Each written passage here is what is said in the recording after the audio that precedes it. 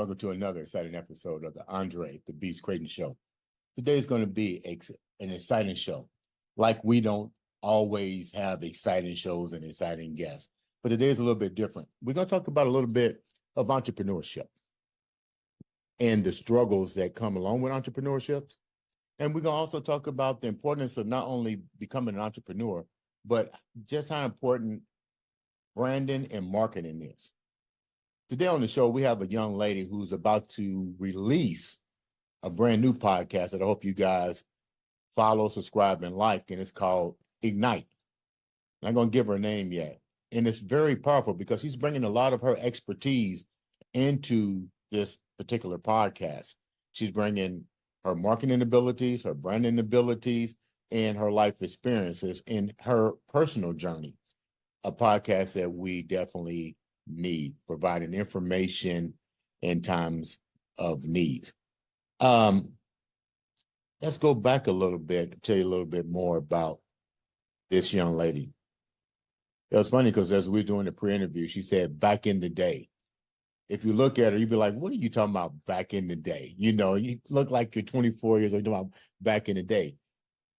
And I was listening to her story as she elaborated on her journey into the marketing career.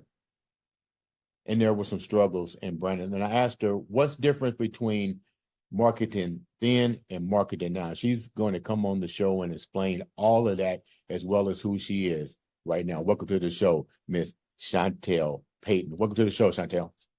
Oh, thank you so much, Andre. I'm excited to be here. Let's get right down to it. Your resume is like, boom. I said when I looked at your thing, I was like, woo, what a resume. Let's tell the viewers a little bit about you before we get started. Well, originally I was from another country. So my mom and I came out here to America from South Africa, and being very young, I was only 5 years old, and we moved to California. I grew up in the coastal area, and it was just a fascinating time to be able to grow up 80s, 90s, 2000s, and just see the way that the world was changing pretty quickly, you know, especially with technology. But I mean, as we all go through the different kinds of trials and tribulations that we do, I mean, I grew up with a single mom, and she did get married a couple of times, but those marriages unfortunately didn't work out. And her and I butted heads a lot of the time. You know, we both are just strong women. And, you know, some of the things that I went through in my life, you know, people often say to me, oh, well, you grew up by the beach. You probably had your life so easy. I mean, look at you. You probably had everything perfect. Right. And so far from the truth. I mean, I didn't grow up with money. I didn't grow up with any kinds of like fortunes or anything like that. So I went through a lot of struggles, and, you know, kids were mean to me because I was from another country, and I had things that, you know, built my insecurities along the way. But when I decided to go through school and do the things that I was doing, I was going to school for marketing, but I decided I didn't even want to finish school. I went right into work because I just needed to try to get my life ahead of where it was. And I was tired of struggling. You mentioned, let's go back a little bit. You mentioned you was raised in South Africa. Were you born in South Africa, or you were just raised there? No, as I said, I came here when I was 5. Wow. So I was raised here. What do you remember about being over in another country prior to coming here? Do you remember anything? I have a few memories of when I was very small, but we've gone to visit our family a few times, and the country is very different. Cultures are very different, but for the most part, I mean, this is where I am. This is home to me. Who was your role models? You mentioned that you and your mom butt heads a lot, and there was different individual, I guess, males. Who was your actual role model? You know, growing As a up, male, both male and female, because you said you butted heads with your mom. I didn't really have role models. You know, my whole life, I always had prayed and asked for some kind of mentor to come into my life, because I knew that there was something inside of me. I could feel it. Something I had been told that my whole life, like there's something I see inside of you that's so amazing, this light, this fantastic ability, like you're meant for big things. But I always felt like those big things just weren't happening. And you know, I don't blame my mother for that. She did the best she could as a single mom. It's not easy, and I know that firsthand.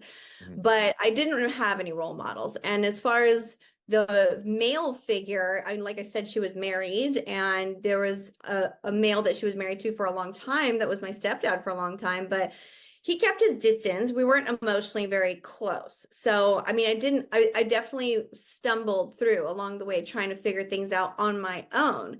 And through school, I mean, I got good grades, but I always felt this kind of detachment of that everything that I was learning through the public school system, I didn't think made any sense. And I always felt like kind of like a little bit of a rebel because nothing that I was being taught really resonated with me, even going into college. And so when I decided to work, outside of college and go ahead in my career, I started pursuing the marketing direction because I was fascinated with it. And I loved working with people and I wanted to understand how people work. And a lot of that had to do with my own personal traumas, but it was also because I felt like I could help others. I just felt like there was something I was supposed to be doing, and I just didn't know what that was yet. And I And also eventually ended up in dysfunctional relationships because of the lack of that mentorship or those role models, as you say. But then eventually, as the years passed, I realized through everything that I learned about people and about marketing and about just how the world was shifting, I learned how to read people and I learned the things that I needed to get done for my career and for myself. So eventually I started my own business. And it was the best thing that I could have ever done because now I no longer felt this pressure like at a job where somebody's telling me, no, you need to do it our way. No, sorry, we're going to slam the door in your face, or you hit a ceiling because you're maybe a female, or maybe just they don't want to allow you to be a part of the bigger members of the club or whatever. So I got frustrated because I got sick of the micromanaging. I got sick of my ideas never being implemented, and I knew they were good. And so once I started my own agency and I started seeing how I was getting clients in and that I was helping people, their businesses were growing, and everything that I was bringing to the table, they loved. Then I realized that this is what I'm supposed to be doing. I'm supposed to be helping people, and everything that I have this passion and desire for inside of me can be poured in the right direction finally, and I don't have the limitations I had before. what do you So think was the reasons that you mentioned, let's go back a minute. You mentioned trying to understand people. What was it that you was trying to understand with people mainly? And then a two-part question, why was your mom so distant? You seem to have, walked this journey from high school to college to entrepreneurship on a silent road.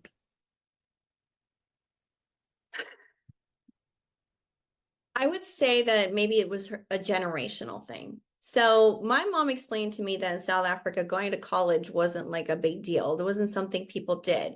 And then coming out here, there was a lot more pressure for that. It's like your kid goes to high school and they go to college, and that's, this conveyor belt of the white picket fence mentality that everybody has, that's the American dream. And now being the position that I'm in, I'm constantly trying to educate people that you don't have to follow that conveyor belt to be successful emotionally, financially, physically. The things that I went through, my mom, as you saying, being like not attached or present in that sense, is because I don't think she knew that was kind of like the cliche thing to do, is that your parent is supposed to make sure that you get into college and you get married to the right person and all the things. I think she was just doing the best she could with what she had. And so, like I said, I don't blame her for anything like that. It's just we kind of came from a different culture and then get implanted into the American style. Then it's like a whole different concept of how you're supposed to be as an adult. So I stumbled through it. And yes, I felt very alone for a very long time. But I mean, because I was in marketing, I was doing nightclubs, I was working with huge businesses, huge magazines that were in the action sports industry. I met a lot of people and I had a lot of fun. But I mean, there was a loneliness in it for a long time because I didn't really know where my place was. I just knew I needed to be there somehow. So it You, was a stumbling process. you mentioned that you carried a lot of this into your personal life. How did the environment of your family, your mom and your stepdad and so forth, transition over into your personal life? Because you just didn't all of a sudden just say, I'm a successful marketing person. You seem to have had a journey from there to marriage to having a family. Then you mentioned the word dysfunction. with throughout there. Did this happen prior to you getting into the marketing, or was you trying to do marketing at the same time as you was trying to develop a family? It was simultaneous. And I do believe that when children go through certain experiences, then we get conditioned in our minds and what we think is a healthy or not healthy relationship. Whether we understand it or not, we start to get attracted to certain people based off of whatever traumas we've been through.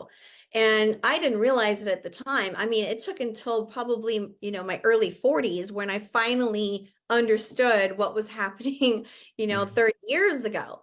So at the time when you're young, you don't understand, and then you get attracted to certain types of people. And there's a reason for that your brain is doing that. I didn't know that. So I was getting in dysfunctional relationships with other guys that weren't good for me. They weren't healthy for me. And I got in a very abusive marriage. And it got to the point where I had two small children and I was terrified. I didn't know what to do. I live in the state of California. It's expensive to live out here. I felt very stuck in that marriage. And it got to the point where I just said enough is enough. I can't do this anymore. And I didn't want my children growing up thinking that this is normal. I hated the way I grew up. I didn't want them feeling like that too. So I made this conscious decision. I said, you know what? That's it. I'm going to just go out and do this on my own, be a single mom then. And I'm going to try to raise my kids with some normality to the best of my ability. But I really just want them to know that there's hope and there's possibilities for love, for nurture, and for things that are going to move in a positive direction, not this negative, toxic environment. Was there any support through this? I mean, you mentioned things that a lot of people go through, toxic relationships. Yeah. Did you live in silence? Were there outlets for you to reach out to, or did you just decide to just do this on your own and walk away and take the journey? Did you have a support system? Not really. So at the time, my mom had gotten remarried and her mind shifted in a different direction where I feel like when I was trying to tell her, she wasn't hearing what I was saying. And it wasn't until after the matter of the fact that I was in divorce court showing, pictures of bruises and holes and damage to property and to me that she finally perked up and was like, why didn't you tell me? And I said, I tried to, but you didn't hear me. Right. And yeah, and I couldn't talk about it with friends. I mean, nobody wants to hear you bitching and complaining all the time. And when I would try to turn to people and say, you were there, you saw it firsthand, some of them didn't want to participate. They didn't want to be part of the confrontation. Some people just don't want to be a part of the drama. And so they pull out of it. And I wanted to pull out of it too. So I just had to really dig deep. I mean, I was really broken down. I gained a ton of weight. I was very depressed. I hated my life. I didn't know what else to do. I was having panic attacks for the first time.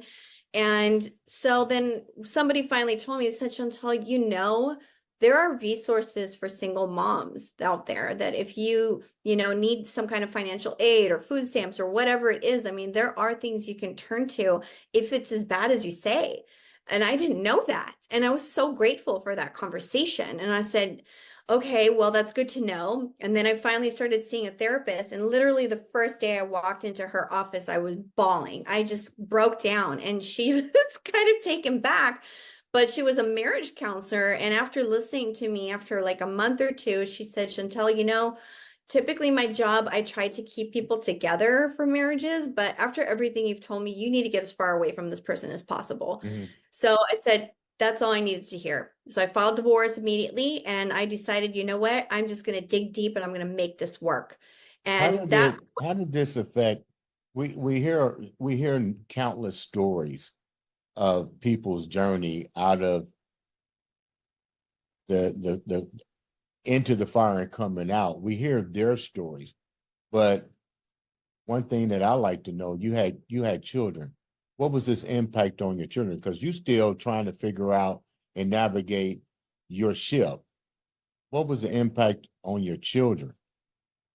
So they were very young. They were about 3 and 6 at the time. Mm-hmm. And it was a lot, but being so young and resilient, young children don't really know how to wrap their head around everything that's happening. But I knew it was going to be devastating for them. I'm always trying to put myself in their shoes. at every age, every stage. And I try to consider, like, how is this making them feel? And so I put them in therapy right away, after we got divorced, when we were going through the divorce. And I wanted them to have a place that they know that they could talk and they could speak to people. And 2, 3. You know, we would you was talking about going to therapy and stuff, but the to me, a number one issue, and I'm pretty sure you would agree, is also your kids. How was this impacting your kids? so the divorce obviously can be impacting on children. And I think all children kind of cope with it differently. My Mhm. children were very young. They were 3 and 6 years old. And even though they were young and there was so much going on, it was just a whirlwind and everything was happening so fast. I was moving out of where I was living. I had to rehome my dog, which I had for 5 years and was like another child to me. So that was really heartbreaking for me to do. That was hurtful for the children. So us moving, getting rid of the dog, dad's now going to be taken out of the picture. It's just a lot for, children to have to deal with that. So I try to put myself in their shoes of, they're not going to always be able to vocalize what they want to be able to say or feel, or in that moment, maybe they don't want to tell mommy, they just think it might hurt her feelings, or they don't know what exactly to do or Well, say. those are the formative years for. I'm a single father. I raised my daughter. When you're talking the ages of 1 to 7 or 1 to 6, those are the informative years. Those kids they may not be able to vocalize, but those kids are hearing and seeing what's going on. So I applaud you for recognizing that and getting them involved in at least some type of childhood therapy Yeah. to make sure that everything is okay. So Yeah. with that said, how do you begin to move on from dysfunction into becoming taking control of your life? You said that you always had a knack for marketing and branding and understanding and seeing people. How did you take that seeing people and manifest that into sculpturing your career? Well, there was a big gap. So, through the marriage, as I had mentioned, it kind of broke me down who I was, my self identity. And I think a lot of people also, as we become parents, we kind of lose, our hobbies, our interests in certain things. Some people maybe stop pursuing things that they considered their dreams or whatever because they're focusing now on their family and just trying to make sure they're bringing in a paycheck and keeping food on the table. And with everything I was going through, I definitely felt like I'd lost my identity a lot and those things that were kind of my knack. And it was a kind of a rediscovery phase coming out of the divorce. It was just a lot for me too. And I just really had to pick up my bootstraps and say, I need to be a strong mother. I need to be there for them and help them cope with all of this, make sure their little minds and hearts are okay. But I need to make sure my mind and heart is okay. And I need to figure out who the heck Chantelle is again.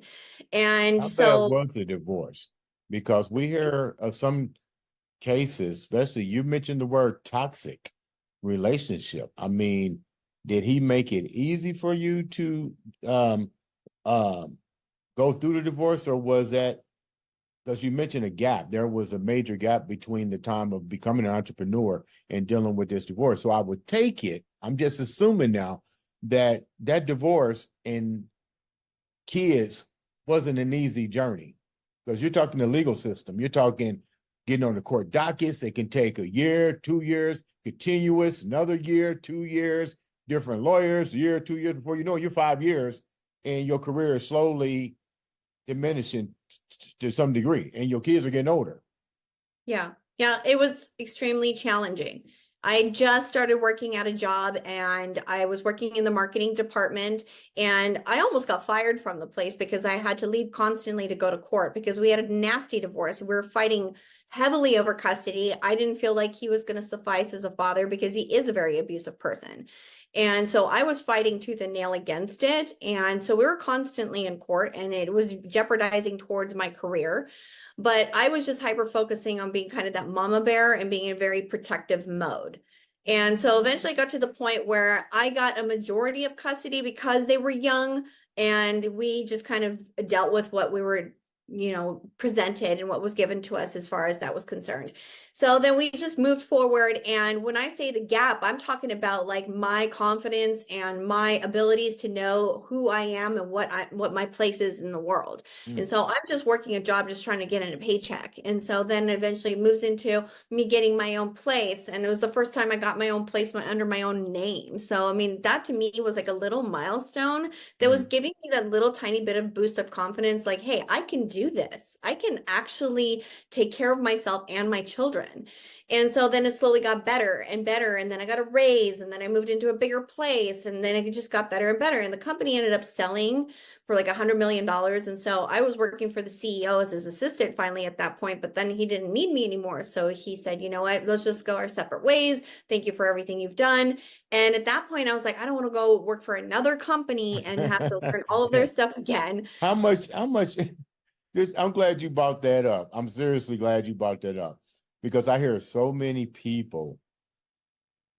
I can understand your situation. You're working for the paycheck, but just think about those individuals that literally work and get bank money, and they put in all their creativity into building someone else's infrastructure to have them turn around and sell it. They get money in their pocket and go, you know what? I appreciate what you've done, but I'm out of here.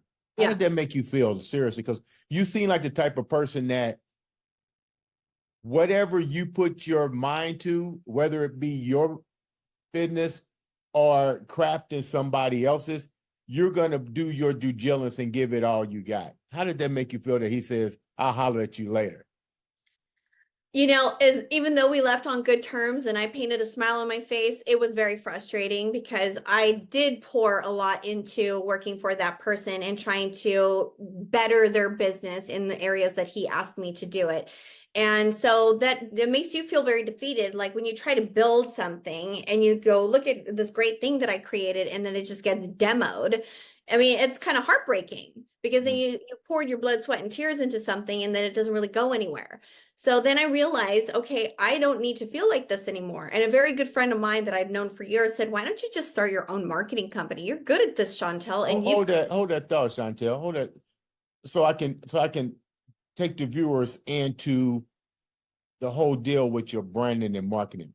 So I'm gonna go back because we can talk about this shit now because you no longer work for this company. Yeah. When you went into that, I'm trying to let people understand exactly what your role was and how you impacted this company. When you took the position for the company, what was the company struggling in, and how did you bring your expertise in to elevate? Because evidently, if they were struggling, you came in, you did something, you shift changed something, and enough to they were able to sell the company. You see what I'm saying? So you bought something to elevate their marketing or their branding because they might have been maybe worth $40,000, $50,000. You come in, you recognize, you look at the blueprint, the paperwork, and go, oh, blah, blah, blah, blah, blah. Now all of a sudden, give and take, 6 months later, their stock going up, everything, they realize it's time to cash out. Adios. What did you bring to that company that they were lacking, and what allowed them to go up based on your work? So my boss was the CEO of the company. There were 3 owners. I think they had like 120 plus employees, and they sold insurance, and they had a really great system intact for how they were building and being able to get the policies that were working for the business and for it to grow. However, the marketing department was struggling, and so they were hiring more people. And when I came in, having that certain kind of hustler mentality and like the tenacity to just not give a shit and move forward and bulldoze through something and say, I've got a better idea, I think is what they recognized and what they appreciated. And that's why they would listen. So, I mean, I was working there for maybe about 4 to 6 months, and I'm sitting there down in my little cubicle and on the phone and doing all the things that was asked me to do. I had never met the boss at that time, but I had my manager, and I said, let's try this, let's try this. And she wasn't really listening to me. And so I was like, okay, screw you. I'm going to go talk to them. And I just marched right upstairs. And I said, hey, I have some ideas. Can I talk to you? They said, sure. And they let me come into their big office, and I sat down. I said, I got all these great ideas. You should do this. You should do this. And they were like, aren't you just the cutest thing? Where did you come from? And they were like, okay, sure. Yeah, maybe. But what really caught their attention was that they also were starting a tequila company. And so one of the bosses, one of the owners, he was the main owner of the tequila company.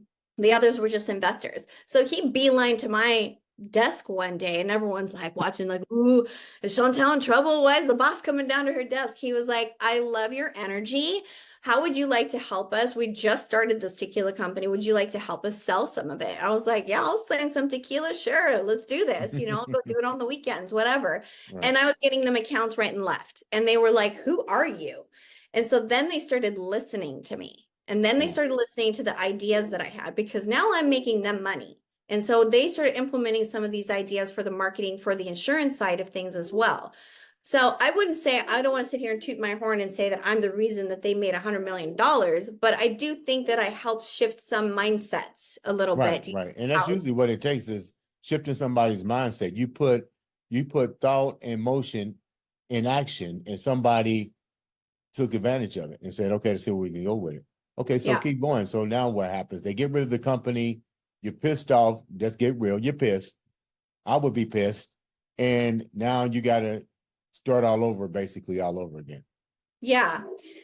Well, so I didn't want to start over again. I got tired of going into a place and they would say, we're going to do training for 90 days and put you on a trial period, and you're going to learn our product or service, and you're going to do it really well. And if we don't like you, you're replaceable.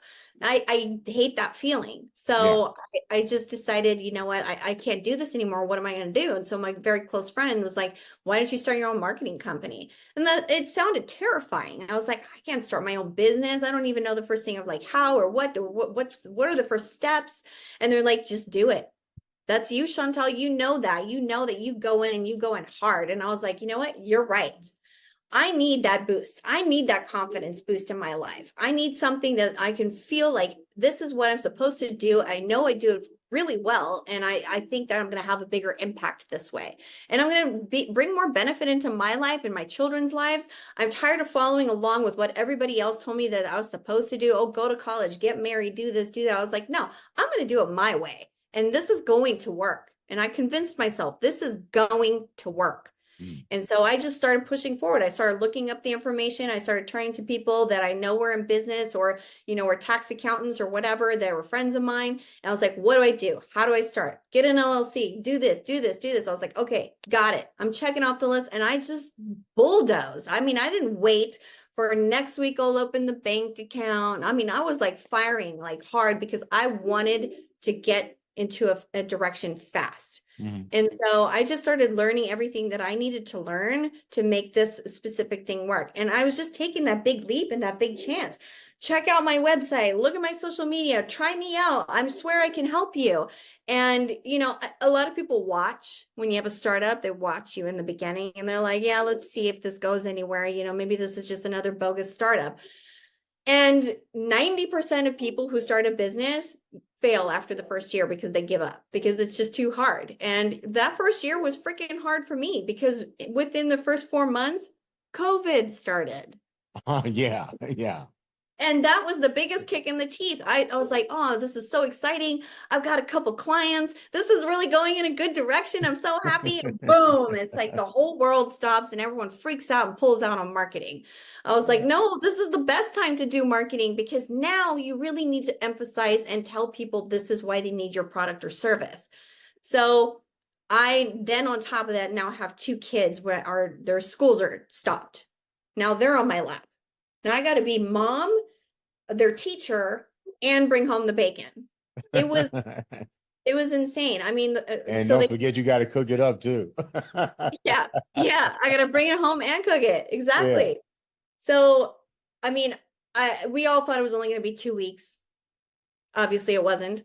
3.5 months in some places. Yeah.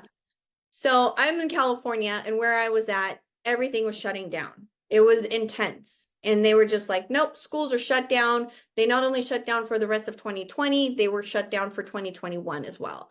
So it was a lot for me to take on. But I, again, pulled up my bootstraps. I said, we're going to make this work. And we were just kind of floundering around. I was like, okay, you said we. Were there other people involved in your startup? Not at first, but eventually I started hiring people Oh, to work and I would sub out. I'd subcontract so I could work from home and I be with got my you. children. Okay. Um, so when I say we, I mean the kids. So the Okay. kids and I were just kind of floundering around, and I just kind of felt like, okay, this needs to be more regiment than it is. I feel like things are just chaotic and all over the place, and this isn't going to help me because I need to focus on work and bringing in money. But I do also want to make sure you guys don't struggle and fall through the cracks, and that you're, doing well with your schoolwork as well. Right. So I started creating charts and just getting very regiment about like time allocation and schedules and just creating lists and all kinds of things and really just creating a lot of structure. And even though it was super regiment, it helped. It helped me to be able to take care of the kids and be able to be an entrepreneur and work for myself. What So was the what was the difference from COVID to then and now? You got a business now, it's doing good, but what did what did you learn from then to now as it relates to marketing and branding? What have you learned that has made you elevate your game to pass that knowledge on to other individuals? Because let's get real, we talked about this offset. COVID, everybody became a marketing expert. Everybody became a branding expert. And then it's almost like now the weeds are being cut and you are seeing the real individuals that, like you said, it takes time and resilience to craft something. What's the difference between then and now that you take into into your field? that is a great question. There's a lot of things you mentioned earlier about when it comes to marketing and how to handle business. Some people turn to the AI direction now more than ever, and some people like to do things a little more old school, just depending on personality or what their business or industry is. What I've learned in this time that I've been an entrepreneur and had my own business with marketing is that initially I was with this understanding that it was all about just getting your business out there and getting some attention. And as long as people were seeing your name or your brand or your logo, then they're, it's creating the impression and it's getting people to either come into your restaurant, pick up the phone, whatever it is. What I've learned along the way is what separates me, I think, and anybody from one another is if you really nail down what it is that you're offering. Your brand is the promise that you are making to your customer. So even if it's a digital marketing agency, which I know thousands of them all started during COVID because it was easy, that doesn't mean that they're necessarily functional or useful, beneficial, or even really understand what it is that the customers need. Right. So they can sit there and say, oh, I'm going to offer you SEO and advertising and all this stuff. And it's like, okay, great. But what is it that you're really offering? And this is where I like to take a lot of pride in what I try to work with my clients is understanding their needs and customizing around that. So when I first meet with somebody, I try to get them to understand what's your why? What's your message? Why did you start your company? What is your business about? If you have a retail company, if you're a doctor, if you have a restaurant, I mean, there's every industry is saturated. So almost like, what is your mission statement Yeah. to your customer? Right. So when people think of a very specific place that they love to go or a Mhm. brand of clothing that they love to wear, there's a reason for it. They Right. like to go to that one restaurant because they love the owner. He always hooks them up with a free beer and he's a lot of fun to talk to. Or they wear a specific clothing because they like the material or the way that it fits. Or they go to this certain doctor, they love going there because they know that they're going to always take care of their needs. So you as a business owner are always a representation of your brand. Now there are people who own a business and then there are business owners, which are two different things. So there might be businesses where you don't know who the owner is and there may be franchises and lots of different locations, or maybe it's insurance offices, but you'll never actually see the owner. But then that boils down to what is the business going to offer? Is it going to have the best customer service or the best pricing? Or, when you're creating your brand, and this is what I'm trying to answer your question with, like over these years as being an entrepreneur, I try to teach people that your brand is all about how you're presenting your business in comparison to the competitor. So you could be a barbershop and in the same shopping center is another barbershop, but why does everybody want to go to yours? You must go to the barber when I go, because that's exactly how that whole setup is. Yeah. He's a barber, there's a barber, there's a barber. And I'm thinking to myself as I'm going in there, why am I going to this guy? Why am I not going to this guy? And it's funny, but none of them have I'm looking at, like what you said, none of them have any reason why one is different than the other. So in that case, I guess that would be called chaos as a consumer, me. Yeah. What are some of the when you're dealing with people, let's rephrase this. When you're dealing with clients, what are three major things that clients suffer from as it relates to marketing and branding that you see constantly? Because mistakes in business is usually the same mistakes that all of us make. But you being in the field of marketing and branding, what are the three things that you see most common with young entrepreneurs as it relates to their branding and marketing schemes? Okay, so three things. Their Yeah. message isn't clear. They're not tapping into making sure that the customer is experiencing a feeling with their brand and customer service. So I would say those three things are probably the most important things to think about. I'm really big on customer service. I'm sorry. I don't mind the brand, but customer service is kind of like very key to me. If Yep. I'm spending money, I don't want you kissing my ass. Don't get me wrong. But a smile can win a lot of tips better than you bringing your attitude to work. Right. Right. Yep. The way that somebody feels when they see your ad or your logo, because that's exactly what the goal is. You need to ignite a feeling, a sensation when you create an advertisement or a logo, or when you have a conversation, you open up a location, or start doing whatever it is you put, making those initiatives for your business. You're trying to create a feeling out of your customers. So it could be an advertisement that's really happy, or it could be very sad, or something that what you want people to be angry and upset and like do something. So the whole idea is that call to action, because if they're feeling a sensation, an emotion based off of what it is they see when they experience your brand, then they're most likely going to respond with action. So they might feel, super excited about something, or maybe they're feeling sad inside and they know you're going to help relieve that sadness, or maybe it's a physical pain, whatever. Anyway, the point is like whatever the person is feeling, that is going to give them the response. And the same goes with having a meeting with someone. Mm-hmm. A lot of entrepreneurs make the mistake of like wanting to sell something right out the gate. Oh, I've got this discount, you need to buy it now while it's so hot. And some people achieve sales that way, but for the most part, I like the concept of like, you want to take them out to coffee, not propose for marriage right away. You want to build a relationship with customers and clients and build their trust first. Mm-hmm. So even if you're not meeting them right out the gate, maybe you're creating, a drip system that is going to somehow build their trust in your company and your brand before they buy. Mm-hmm. They need to know what are they going to benefit from you and be able to trust you, so that eventually they'll get to that point where they're like, okay, I really like this person. I like what they're offering, or I like this company. So I want to buy from them. I want to buy their product or service. You got a lot of stuff going on.